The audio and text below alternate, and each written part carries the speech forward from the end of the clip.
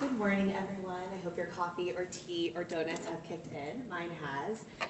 Very excited to be here, and thank you for the introduction, Anurag. So let's go ahead and get started.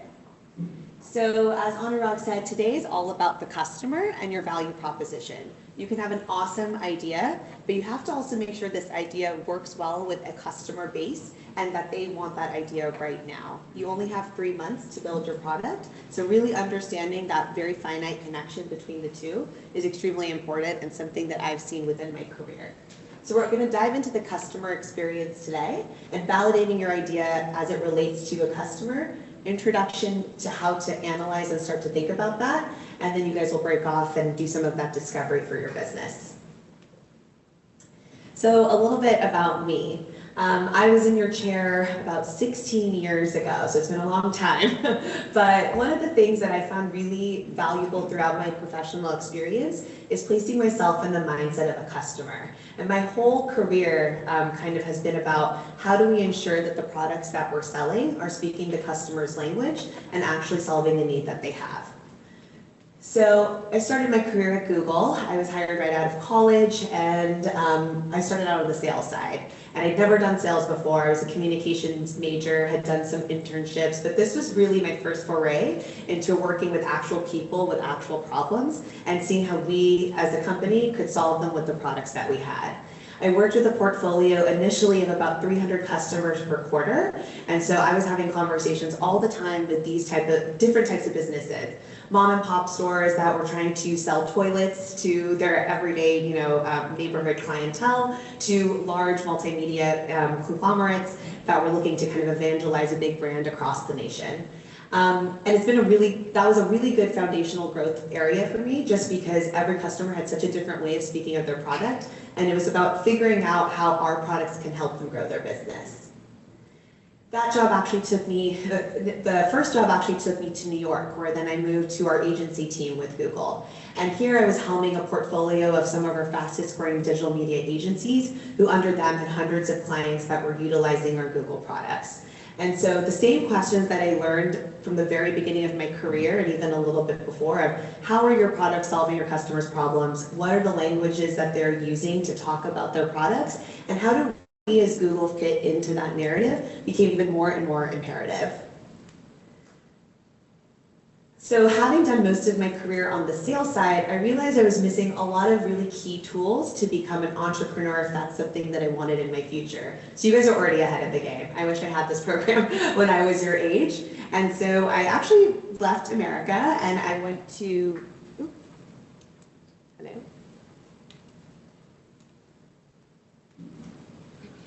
Hello?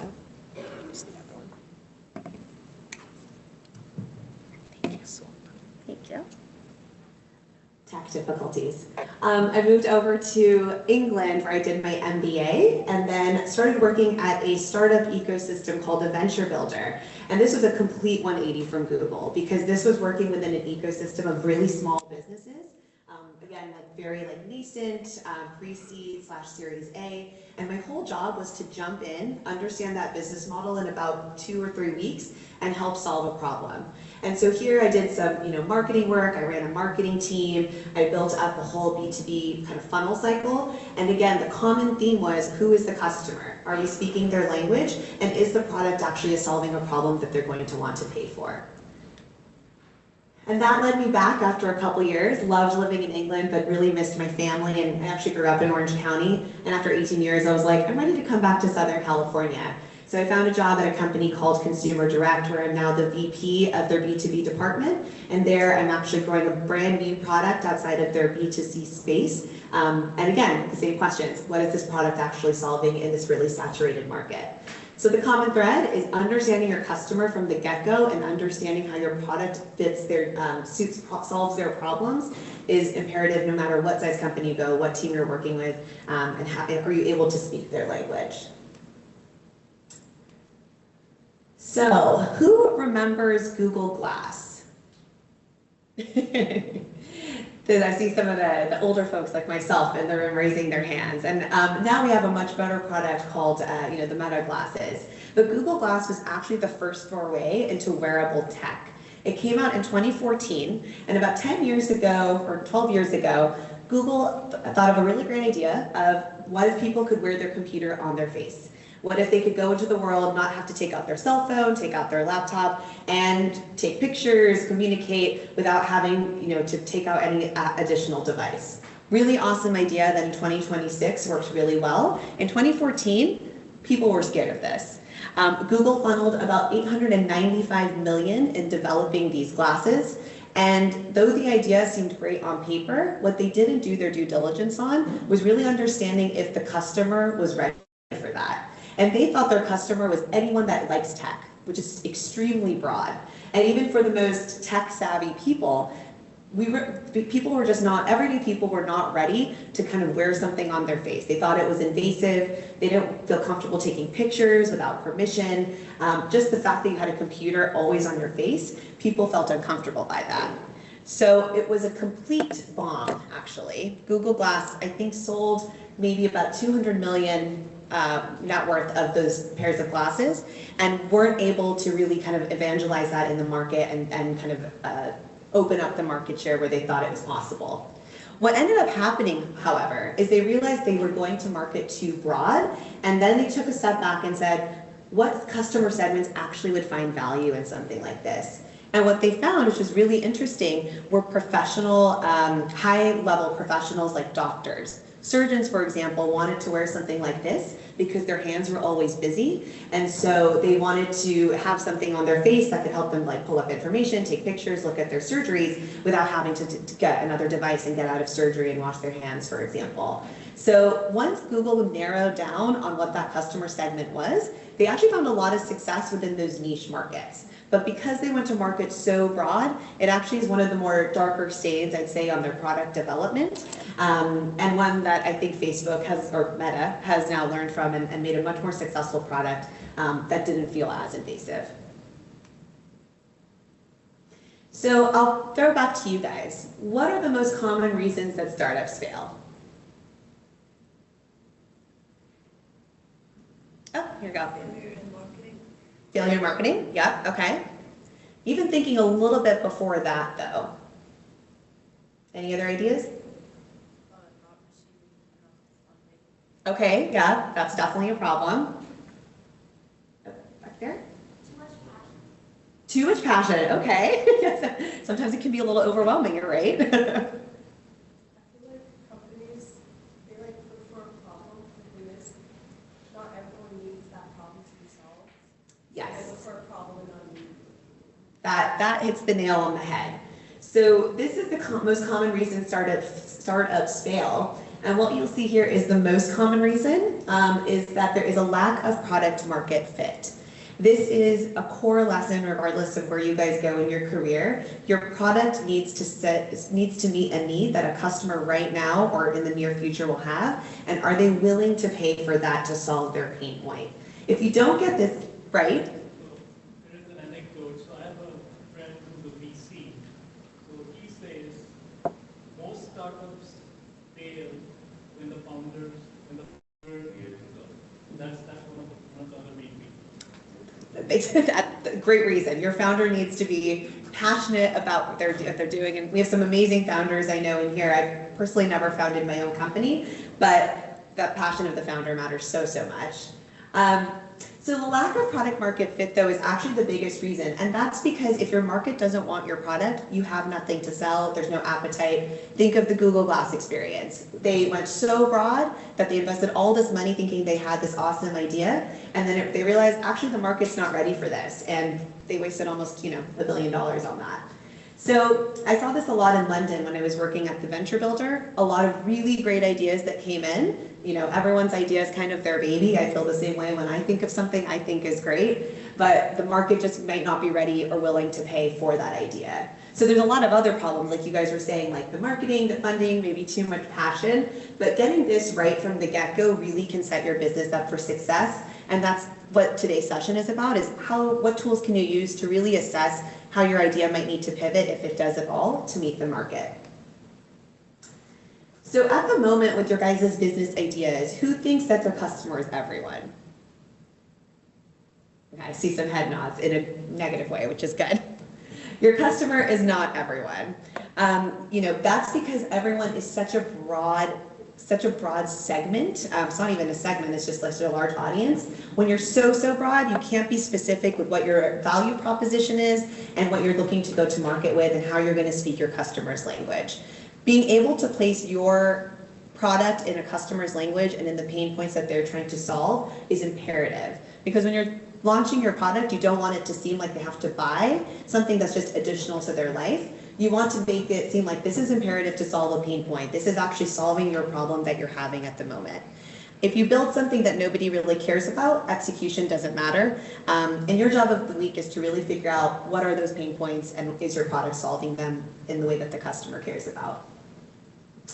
So I know Anurag and Mariana had talked a little about this last week, but right now we're in this validation loop with your idea. You're still pretty, young in your journey and figuring out what exactly is the product we might be going to market with. I saw some of your guys' slides from last week. Awesome ideas. But are the ideas that a customer is going to want right now, and are they willing to pay?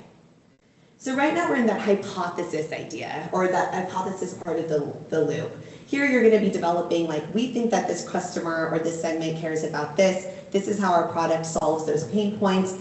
Is that valid? And you're going to, after this session, go into market, interview people, launch surveys, actually talk to potential real customers that care about these things, and understand, am I actually solving a pain point that they want? Even if they don't know what my product is, are we thinking about how they're thinking about the problems in their lives? From there, after you have conversations, you're going to collect evidence, obviously, analyze those conversations, and the hope is that you continue to adjust your ideas over the next few weeks and really hone in on that product market fit and understanding, is this actually solving a very particular pain point? The more specific you can get, the more successful you will be. So this is how I think about validating when I'm looking at a problem or a customer scenario. And the first two are really the most, I think, imperative right now, especially in this session. Looking at your problem that you're trying to solve, is it real? How big of a problem is it? I know you guys only have 3 months to really build these ideas, so I think we have some future CEOs in here that are probably going to tackle much bigger, much bigger problems in the future. But in these 3 months, is this a problem that you can feasibly tackle, and is it something that you can actually see in your, maybe everyday or the customer's everyday lives? Understanding who your customer is, who's feeling it the most, who are those segments that really matter. And then, value prop, when you're thinking about how does my product match that customer, is the value proposition speaking their language? And ultimately, will they pay for it? Is this something that people are willing to put money towards and actually use to solve their problem? So we're going to talk a little bit about Uber in the future of the presentation, but I thought you guys in small groups can maybe think through this framework and how it applies to Uber. What is the problem that they're solving? Now we know it's a kind of everyday thing that we see, but what was the actual problem when it was launched that it was solving? Who was the customer that they were trying to reach? What was their value proposition? And what about the price maybe resonated with the market? And then we can bring it back to the larger group. So maybe let's do some breakouts. Does that make sense? Yeah, and then we can kind of talk through what you guys came up with.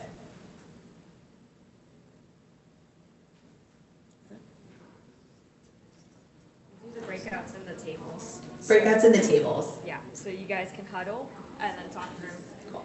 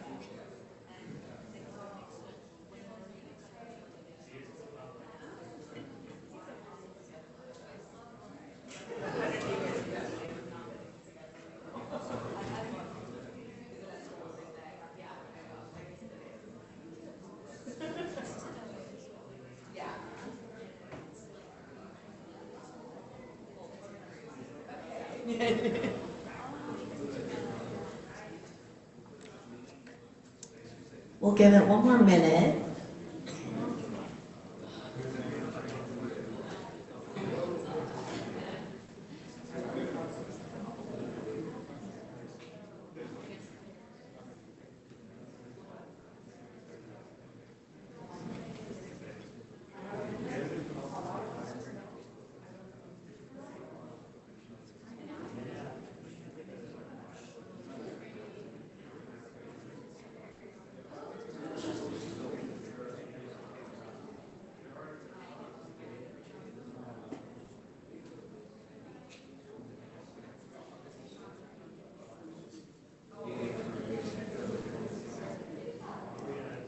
All right, we can wrap up.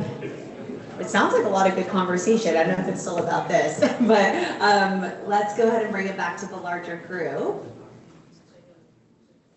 And like I said, a little bit later in the presentation, we're going to deep dive into this, but I would be curious to hear from a couple of you, what was the problem that Uber was trying to solve?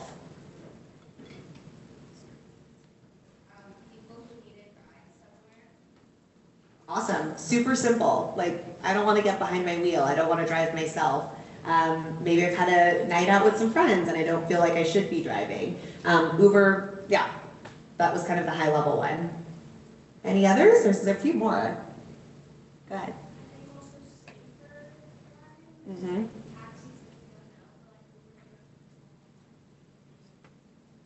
Absolutely. Easier access to like taxis, because taxis aren't everywhere, so Uber is all Absolutely. Yep.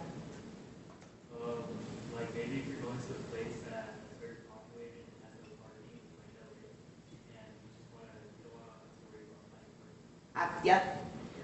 And again, like, there's probably so many more on top of what you guys have already said, but that core idea, right? I might not want to get behind a wheel because I don't want to drive somewhere. I feel safer if someone can track where I am compared to a cab. I think women were actually one of the first big audiences to use this because it just felt a little bit more safer than taking a cab.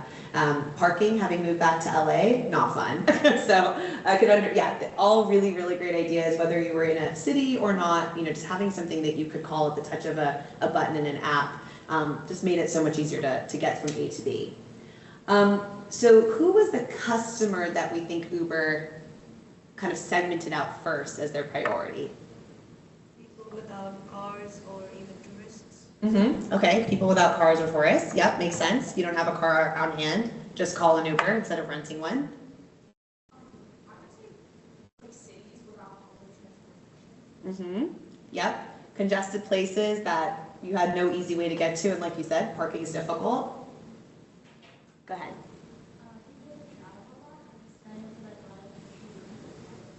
Absolutely. I can't imagine going on business trips without Uber. It made it so much easier versus having to rent a car or worry about calling a taxi. Absolutely. So these are all pretty broad segments, but I think getting closer to that idea, right, of like who are those like cuts of the market, not just anyone who wants a ride somewhere, but how do we really drill down? And Uber continued to do that to really hone in on their messaging with their product.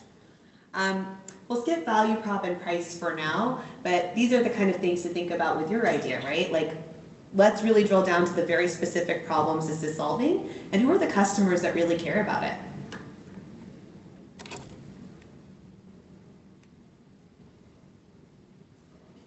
Who are you building your value proposition for? What jobs do they want to get done? What pains do they want to solve, and what gains do they want to see? And at the end of this, what you want to find is what's the archetype or persona of who you're building the product for. Now, last time we talked about value propositions, but today we're going to focus on customer segments. One of the interesting things about customers is that customers don't exist to buy, you actually exist for them. And especially if you're a technology startup, that's really hard because you always think it's about your product. And it's hard to remember that it's actually about the people on the other side who are going to buy. And so one of the things you really need to understand is who are they and why are they going to buy from you? And one of the goals of customer segments is trying to understand the archetype or the persona or maybe just the details of who these people are in specific detail. You want to know where they live, what do they do, what's their age, are they in urban areas or are they married, etc.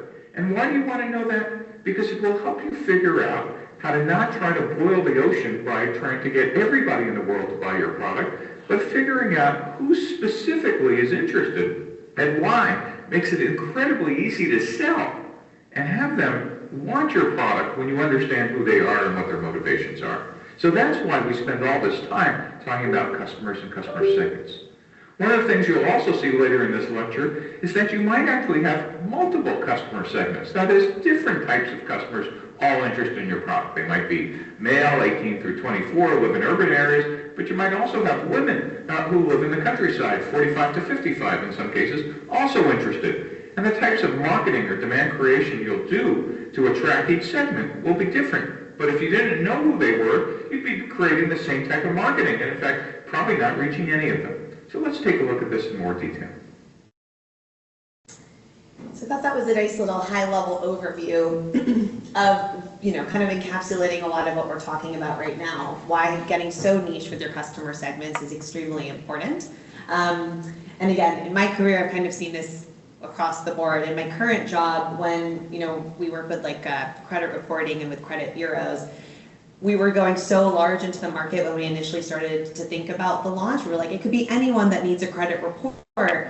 And the same kind of problems that we've been talking about I experienced in my day-to-day, we were like, that actually isn't really solving a very particular problem. It's almost just going and trying to boil the ocean.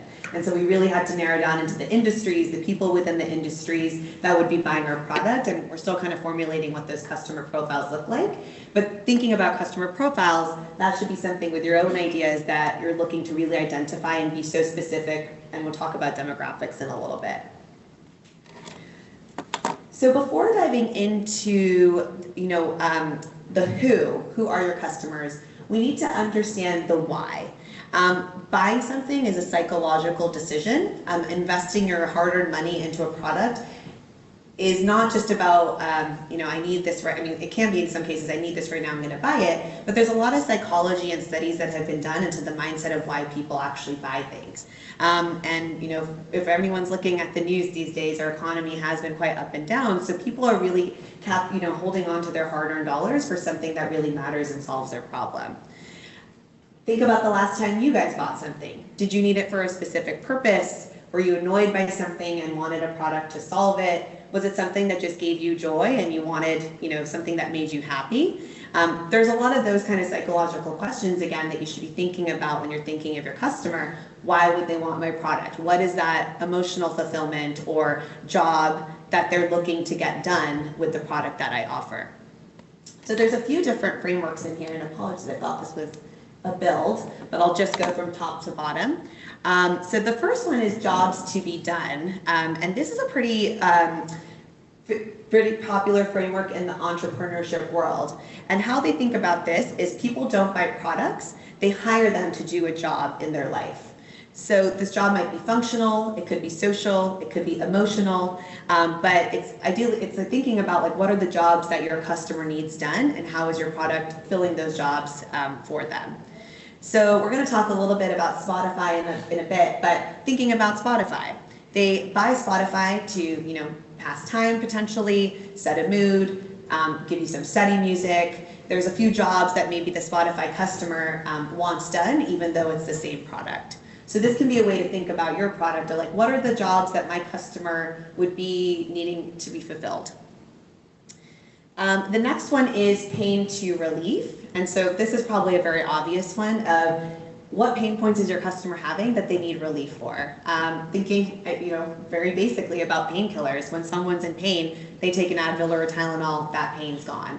Is your product solving a really integral pain point in someone's life, and how? A good example of this would actually be Netflix. People, you guys actually might not have even been alive when Blockbuster and all were there, but there was late fees with returning videos in person. You had to sometimes wait in line. Sometimes your DVDs or videotapes or whatever weren't even available at the store. So Netflix got rid of late fees. That was one of their first go-to-market strategies. People were, obsessed. They're like, we can also just mail in our DVDs. That's super convenient. They really changed the game of solving people's key pain points that they were having going into the video store. The third one's emotional. There is nothing wrong if your product is solving an emotional need, but it has to be an emotional need that someone is willing to pay for. So this can be anything from a new video game is released. People, are passionate about that. They might want to buy it instantly because they know it's a good game that they've heard a lot about, or that it's been in a series that they enjoy. That fulfills an emotional need. I think about Nike a lot with this one, because Nike, though it is, it is a massive brand, how they initially went to market is they wanted everyone to feel like an athlete. And even when you look at how they market to these days, it's, just do it, or framing everyday people that you might not see, in a professional sphere as an athlete in their own local community. So Nike does a really great job of kind of that emotional need and making everyone feel a certain way. And then the fourth thing to analyze is a want versus a need. A need shows up in behavior, a want shows up in opinion. People say they want lots of things, but they don't really buy until they actually need it. So for example, I want to exercise more. I wish I was more organized. I want to learn a new language. There's a lot of wants, even coming off of the new year. It's like we're making these resolutions of things we want to do. But a need actually forces you to make a decision to solve that. I'm going to miss this deadline. I'm going to invest in an elevated version of ChatGPT so I can continue my conversation and finish this project before deliverable. I actually had a real life happen. I was interviewing for a job and I was using GenSpark to help me make some ideas for this case study. And I was running very close to the clock, and GenSpark said you only have 3 more conversations you can have before we can cut off your usage of this. So I bought the next tier that minute. And that was because I really needed to use that tool. And so how do you create urgency, make it an absolute need with your product versus just a want? So when you're talking to your ideas and thinking about customer validation, you're trying to learn what are the jobs that they're looking to get done? What pain are they feeling? What emotion do they care about? And validating that with your value proposition as well as the customer profiles that you'll put together, and using your interviews to really suss that out and see what do they actually care about and how can my product fit that need. And that's how you kind of start to get closer to that product market fit. So how do we begin to understand who your customer and audience is that will care? And I think a lot of you actually started to do this last week with your business model canvas, which is awesome. You're already really starting to think about like what are the kind of more meatier segments within that larger market that would actually care about what my product does. Before we talk to anyone, we need to be clear about who we're talking to. Your customer, it can't be as bad. You can't go into the market saying our customers are homeowners, or, like I said earlier, our customer is everyone. And I don't think anyone from what I saw is doing that. But even that from what you have, you can continue to drill down and be very specific, because again, the more specific you are, the more actionable your product is going to be. So you might already be familiar with some of this, but just to review, market is a big category in which your idea lives. Fitness, food, music, movies, entertainment, the large vertical. You should obviously know what market your product situates in, but that's just too big to operate within. Segment is a specific slice within that market. So people who share something important. And nailing down your segment is actually, I think, the most critical thing to walk out of today, being hyper specific on a group of people that really will care about your product. So this can look anything like a high school athlete, budget conscious families, pet owners or cat owners, parents of toddlers, drilling down again to a more specific subset within that market. Then we go into customer, and customer is an actual person within that segment. So when I'm doing marketing exercises, I go through this, and ideally what I walk out of is what is my customer profile? What does Janine, who lives in Ohio, care about when she is pulling a credit report, in my industry, or when I was at Google? What does my media buyer at the agency care about to kind of use a Google product and evangelize a message? So you ideally want to get to what does my customer look like, and I found it very helpful to actually make them real people with your profiles, because then you start to care. And as you guys are doing your industry research, you'll probably meet people that you will start to develop like an affinity towards and be like, oh, Janine, I talked to her. She would have actually cared about this or whatever. So drilling down to that customer is ideally what you want to reach to, but even if you get to a really clear segment, that's awesome. All right, so let's go in. Next one. So let's take a real example of a company we all, I'm guessing, use in some capacity, even if it's on Spotify, it could be Apple Music or Tidal. I don't know if anyone uses that. But take a minute in your groups, maybe like 2 to 3, and figure out for Spotify, what's their market, what segments would care about Spotify, and then who's their specific customer based on the segments that you chose that would actually use this. So maybe in your breakout groups for the next 2 to 3 minutes, just come up with kind of those ideas for market segments and customers, and then we'll bring it back to the larger group.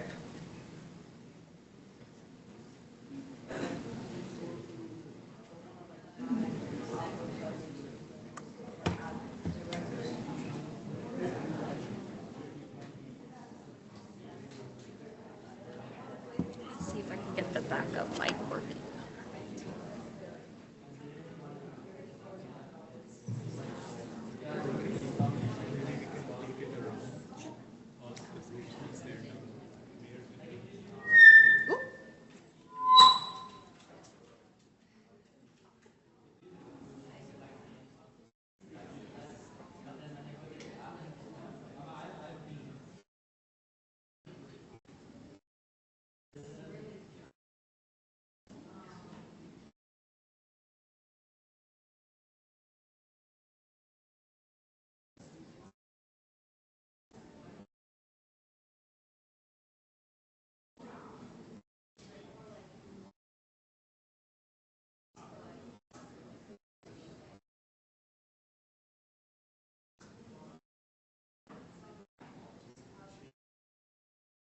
We'll give it one more minute.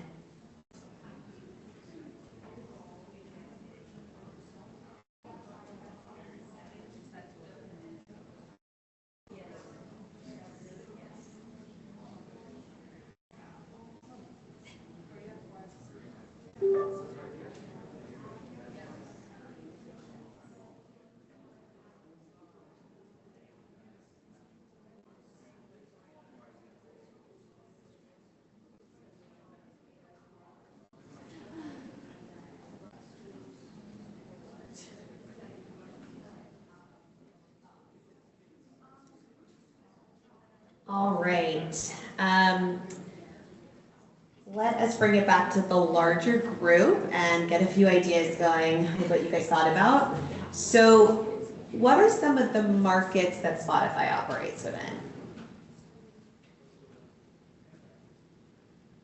Go ahead.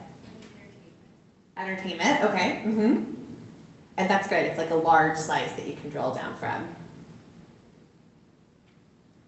Super obvious one, music, right? Music listeners. That's kind of the bread and butter of what Spotify, does. They give music to anyone that listens. And then thinking of the other side, the entertainment side, you have to also think about maybe like the artists that, put their music on here and all the production that needs to happen to be discovered by the music listeners that use Spotify. So those would be, I think, kind of the big piece pictures. But drilling down a little bit more, let's take the music listener segment. So the everyday consumers that are maybe listening to Spotify. What are some segments within there? And then also, if you thought about a customer within that segment, I would love to hear what that sounded like to you guys in your groups. Any thoughts? Oh, back there.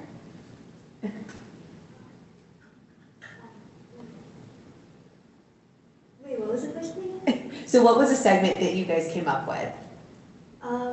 Just like anyone who wants to listen to music. Yeah. Okay, so that kind of goes to the idea of everyone is a customer in some ways. How can we drill down? So in your everyday life, right, as a high schooler, would there be like a segment based on your high school experience that would be using Spotify? Probably the students, and then maybe the teachers, because some teachers like to put music on in the background, I guess. Perfect. So even that, we just drill down a little bit more. Teachers put this on maybe as they're grading papers or to relax while they're kind of doing some back-end work, right? So that starts to get to a clear segment. And then I think to your other point of students, I used to listen to music all the time when I was studying. So even that can be like a student who listens to music while studying is a more drilled down segment. So when we're drilling down even further into that, just taking, for example, those two kind of ideas, then you go into the customer. And so the customer, for example, if it was a teacher, it could be a ninth grade teacher, or let's say a 10th grade teacher in California teaching a 9 to 5 at a public school. And she puts it on, you know, after her 5 p.m. last class or whatever, as she's grading papers, and is looking for an experience that calms her down, that she doesn't have to think about because she's already exhausted. That's, you know, drilling down even further into that segment of who that exact customer is. If it's a student, I don't know how many of you guys use Spotify. Okay. Oh, wow. Okay. Awesome. So you guys are the customer. Think about yourself. Like, what, again, go back to the idea. What are the products that I buy and what's my profile? You know, I'm 15 to 18 and I go to this high school and this is kind of my life and I'm someone who buys this product. So it could even be thinking just as simply as that of what are the products I use and how would I think about the customers of those products? Go ahead. Just to what you said just now, like the teacher who listens to music at 5 p.m. when she's grading. Why that's important is now you have a time and a persona that you can reach to the customer. So if you're a Spotify, you can actually advertise on TV around that time. Exactly. Now, you can go to TikTok and basically send her an ad when she's listening to the music at that time. Absolutely. Those are the reasons why you go narrow, identify your customer. So then it becomes easier where you find them, what you ask them, and how you approach them. Absolutely. That's such a good, like the more specific you get, because I think you guys will be doing some marketing in your projects, every dollar is going to count, or even if you're using free things, getting so specific on who that customer is, like Anurag said, is just imperative. So, I don't have too much time, so I'm going to go through the next slides.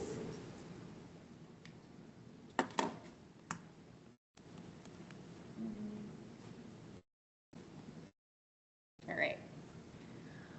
Sorry, it's really tiny, but really quickly, why is defining customer targets important? You have to have a clear vision of your customer base. This will increase your business's chances of success. By defining your target customer, you can determine if there's enough potential customers for your business. In other words, whether there is enough demand for your product or services. You can tweak your business idea to better meet the needs of your potential customer base, tailor your products and services to better meet your customer needs and desires, target your marketing efforts to reach your promising prospects, and then craft your marketing messages appropriately. So like Anurag said, if you have a time or even other insight into who your customers are, you can be super hyper specific with marketing. That's honestly one of the beauties of digital marketing now that we're in that space versus traditional. You can really capture whichever eyeballs you want. So these are some tools to help you all start to think about your customer in a specific way. The video talked about this a little bit, but there's so many different facets within market segmentation that you should be able to answer when you're really clear on who your customer is. So demographics, for example, hopefully you guys can read that, but demographics, who are they? So this could be anything as like Gen Z, millennials, seniors, people that are high income professionals, singles, young parents, students, healthcare workers, executives. It can go in so many different directions, but this is really understanding just like what are those characteristics of who the people are. You can even segment by geography. So you might have a product like, let's say an Uber. Uber is everywhere now, but one of you guys mentioned how Uber would be great in a very high traffic populated city because you might not want to get behind the wheel or deal with parking. That already isolates, right, on geographic sense. Is it for people in a city? Is it for people in a rural country? Is it for people that live near a swimming pool, if it's like, something swimmer related or something like that. So you want to localize as much as possible, even if your market is from a geographic sense. Then we go into the psychographics. So this is beliefs, perception, lifestyle. So this could be anyone that is sustainability focused. I think we have a lot of sustainability minded people in this room from what I recall in the first week, which is awesome. Are those your customer base? Is it someone who's going to specifically buy something that has a sustainable label on it? Is it people that are health conscious? Is it people that are gamers or book lovers? Really drilling down, again, from a psychographic piece as well. And then last but not least is behavioral. So how often are they purchasing, for example? It could be, heavy users who are purchasing a lot. It could be online shoppers, seasonal shoppers, loyalty. Are they brand advocates or deal hunters, for example? So a lot of different ways that you can go about things. And ideally, you should be able to answer a lot of this when you really hone in on your customer profile, but I don't think you need to be able to answer all of it if it doesn't make sense. So this is a value proposition canvas. This is another way to maybe think about honing in on your customer profile and value proposition. This builds off of that lean business framework that Anurag and Mariana positioned to you guys last week. But the idea being that when you're putting together your customer profile, thinking about the jobs that need to be done, what are the jobs that they're looking to be done? Are they looking to get, taking the Uber example, from A to B quicker? Are they looking to have a very accessible music system that they can just get music whenever they want, like a Spotify? What are the actual things that they need to be solving for? And then thinking about their pain points and what they can gain if those problems were solved. So what are the pains that they're currently experiencing by not having a product that is alleviating these jobs? And then what are the gains that they can get if that was solved?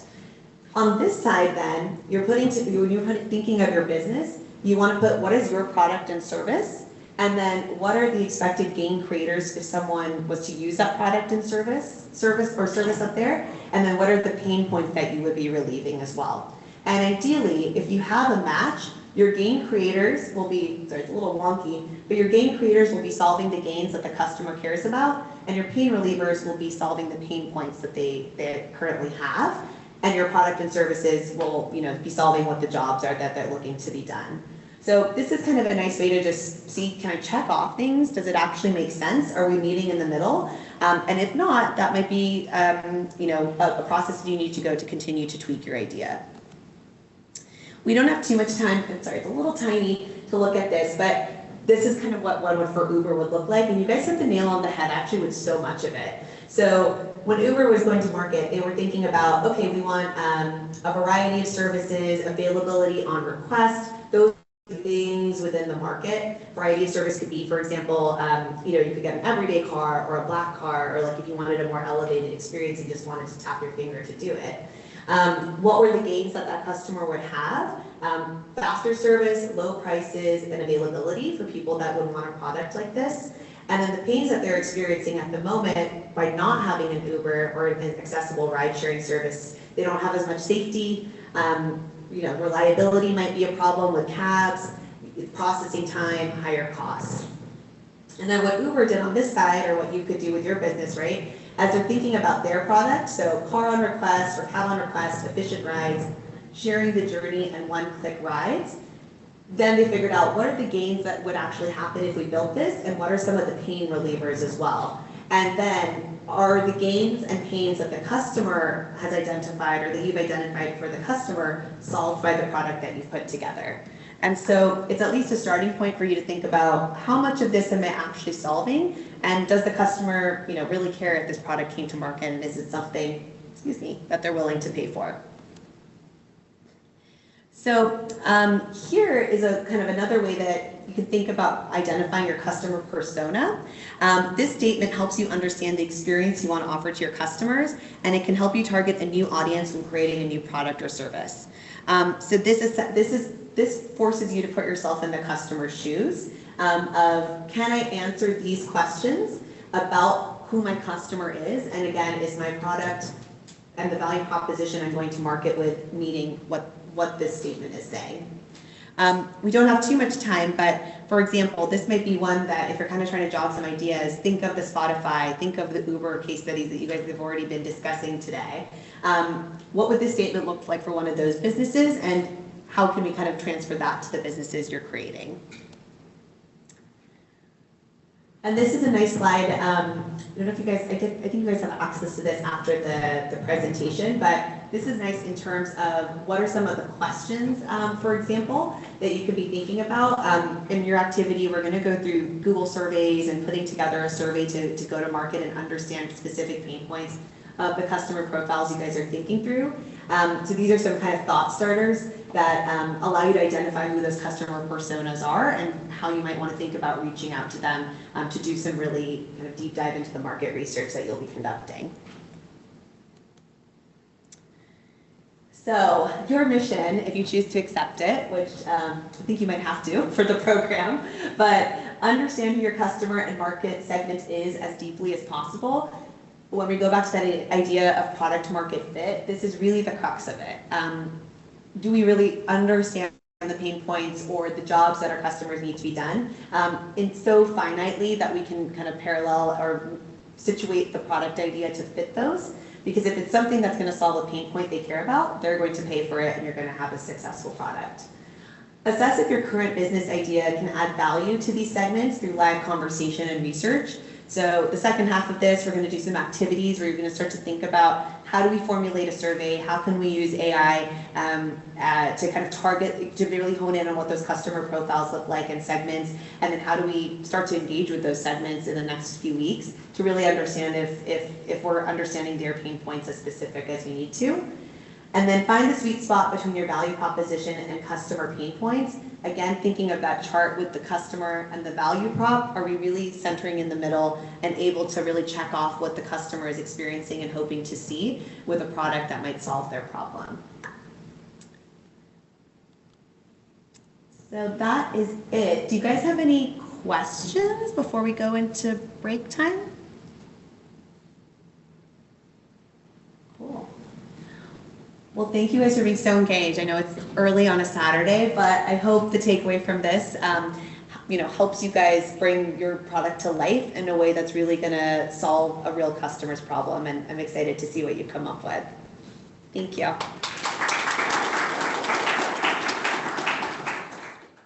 This is going to be the framework for the breakout sessions for the rest of today. So you guys are going to get into your groups from last week. And work with your mentors. The first 30 minutes is just going to be your check-ins with your mentors, working through making sure you guys really have your problem solutions honed in. And then also, if you guys need to pivot, it's not too late to pivot, but just talk through that with your mentors of what you guys are thinking. And then after we have the 30-minute check-ins with your mentors, then I'm going to have you guys work on building out your customer personas. So we'll do an activity together where we'll put that into a template, and then we'll also teach you guys how to do the Google form exercise, and you guys will use that for your homework for this coming week to use and go out and do customer persona research. And then lastly, we'll do a little activity in the last 30 minutes today, where we're going to do a persona scenario role play with AI, and you guys will do these in your breakout groups.